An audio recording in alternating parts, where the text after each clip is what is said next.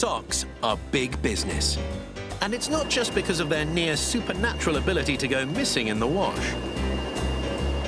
Worldwide, the industry is worth $20 billion. The biggest sock lovers are Germans, who on average buy 13 pairs each a year. Today's socks employ groundbreaking technology that does everything from keeping us warm to stopping our feet from smelling. How do they do it?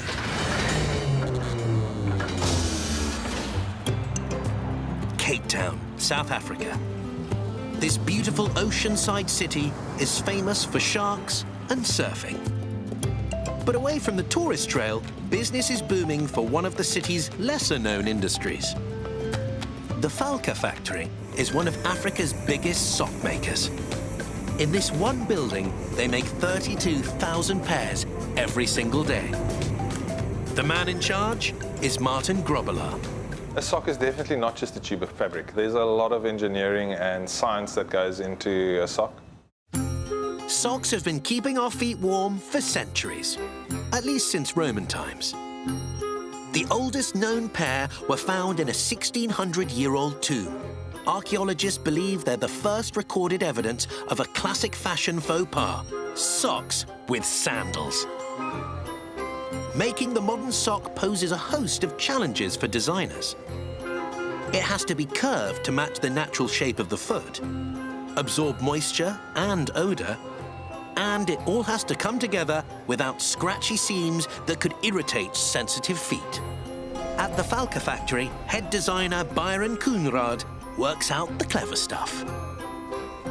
I would come up with ideas to make a sock, and then I will then put it in the machine program.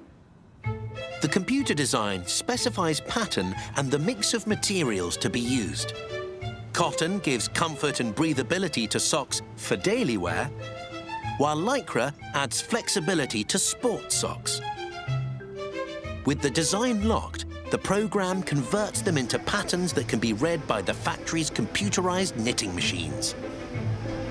The physical sock starts out as a roll of yarn. And unless you want your socks in stylish white, this yarn has to be dyed. Anand Krishna is the king of color who oversees the process. We are here in the dye house where we do all the coloring of the different yarns. Dyeing takes place in pressurized containers at up to 130 degrees Celsius. At this temperature, the fibers can open and absorb the dye particles. After a minimum of 6 hours, the newly colorful yarns emerge, bright red for when you're feeling brave. This would get dried and then goes into the knitting production. The yarns go onto one of 340 computerized knitting machines on the shop floor. The high-tech machines cost $35,000 apiece. They reproduce Byron's designs perfectly. Each one can make 120 pairs a day. The tricky thing about knitting socks is forming a tube shape with no uncomfortable seams. These machines get around the problem by knitting in a circle, building up the threads layer by layer to form a hollow tower that eventually becomes the tube. Everything okay? Yep. For knitting floor manager Kenneth Smith, the scale and complexity of sock production can cause a few headaches. In this room, we manufacture 32,000 pairs a day. In the sock, we have nylons, we have cotton, polyesters, and even elastics. It's complicated. Getting the elastic in the wrong place would make for saggy socks. But the computer-controlled machines never drop a stitch. However, at this point, the socks are still a little drafty. Oh, the toes is open, so we must sew the toe. The linking process sorts that out. The toe end of each sock is placed onto the teeth of a specialized sewing machine. It's a tricky job that has to be done by hand for every single sock. Steady fingers place each stitch. Then the machine sews the sides of the toe end together with a single thread. The hands-on touch makes a more durable and comfortable sock. Susan Josephs is the queen of the needle. But even for her, the job isn't easy. Your eyes must be very good if you do linking, because linking is very, very sensitive. These socks are finished. But the strange thing about new socks is that they look like they've just escaped from the laundry basket. This is what the sock looks like before it is formed. They fix this problem with a giant steamer and a moving row of metal feet. We do the steaming chamber, which is 110 degrees for about 15 seconds. The heat reshapes the socks to make them foot-shaped. The sock will come out like this. It will now keep this position. So this is the finished product now. The completed product is put into pairs, packed and stacked, ready to disappear mysteriously in washing machines worldwide.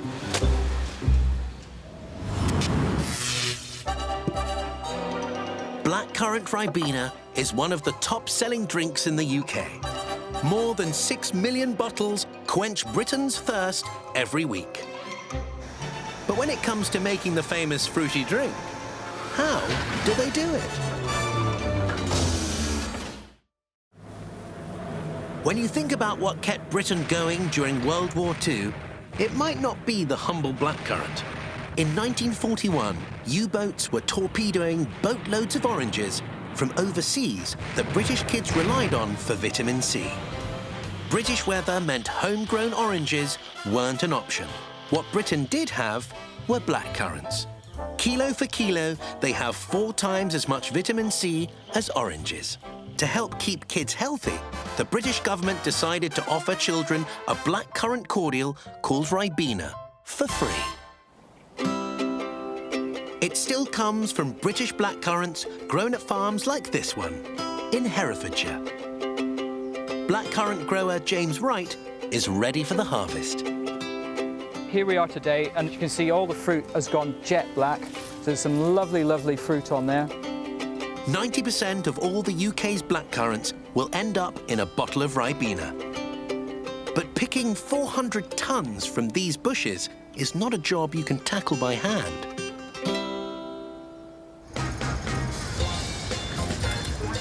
The custom-built blackcurrant harvester makes short work of it. As it rolls over the rows of fruit, rotating spokes gently shake the berries off the bush and onto a conveyor. The conveyors go up to the back of the machine. We have some extraction fans which cleverly suck out all the leaves and twigs so that we only end up with blackcurrants coming along the conveyor and falling into these half-ton bins. Now for the juicy bit.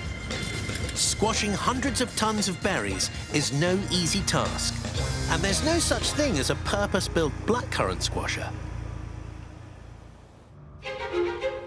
Help comes from the cider makers of England's West Country. Cider apples won't ripen till autumn, so during summer, this cider press has a little time to squash something different. Manager Mark Beresford oversees the process. We'll have around about 500 tonne delivered per day, so we're running 24 hours a day, 7 days a week. A forklift dumps the berries into a tank by the boxful. The sticky fruit is tricky to transport, so a giant Archimedes screw carries the blackcurrants up into the factory, where the rollers split the skin to release the juice inside. The liquid blackcurrant mash is now piped to a row of powerful presses for the big squeeze. Each of these 5 giant rotating drums contains 14 tons of berry mash, but the mix is still full of skin. The press gets rid of the unwanted stuff by forcing the mix through tubular sieves called filter socks. There's 288 of these which run from front to back. All they simply are is a cloth filter. As the press squeezes, the juice is forced through the sock, leaving the solids behind on the outside. For 2 hours, the blackcurrant juice flows out of the press. The juice press from June until August must make a year's supply, and that means it needs to be stored. Before it can be transported, it's reduced in volume to a concentrate. The blackcurrant juice is heated in steel tanks, This boils off the water, reducing its weight and volume by 80%. But the problem is, the flavour is boiled away. Mixed in with the steam are chemicals called aroma volatiles, which give blackcurrants their flavour. So to save these precious aromas, some of the steam is siphoned off into separate tanks and condensed. It comes off as a clear liquid, and it will give you all the smells you associate with a blackcurrant. So this needs to be added back into the product at a later date in order to give you all the flavour that you want. From June through August, 3 tankers a day are loaded with concentrate. They travel an hour to the factory in Colford, Gloucestershire. By the end of the blackcurrant season, it has enough concentrate to last the entire year. And with no more berries coming till next June, you don't want this lot going off. Luckily, below the factory is a giant cold store, keeping the juice cool at 10 degrees Celsius. Mark Holford is in charge. We've actually got 90 tanks, 19,000 litres per tank, so the potential for 1.7 million litres of blackcurrant concentrate. In this state, the stockpile of concentrate is way too sour to drink. To turn it into a bottle you can enjoy, it's recombined with the aroma liquid, sugar and other sweeteners to create blackcurrant syrup. Chris Hobbs oversees the final blending. We've got syrup in this tank, water in this tank over here. We mix them together at a set ratio of water to syrup all the time to maintain product quality. Now the syrup tastes great, but unfortunately, it's attractive to bacteria. A bit of heat sorts that out in a process known as pasteurization. We heat it up to above 94 degrees as a heated treatment and then cool it back down to around 10 to 14 degrees ready for bottling. 36,000 bottles are filled every hour. A cap and shrink-fit sleeves seal them up, and the blackcurrant squash is ready to roll. An old-fashioned favourite, quenching thirst the world over.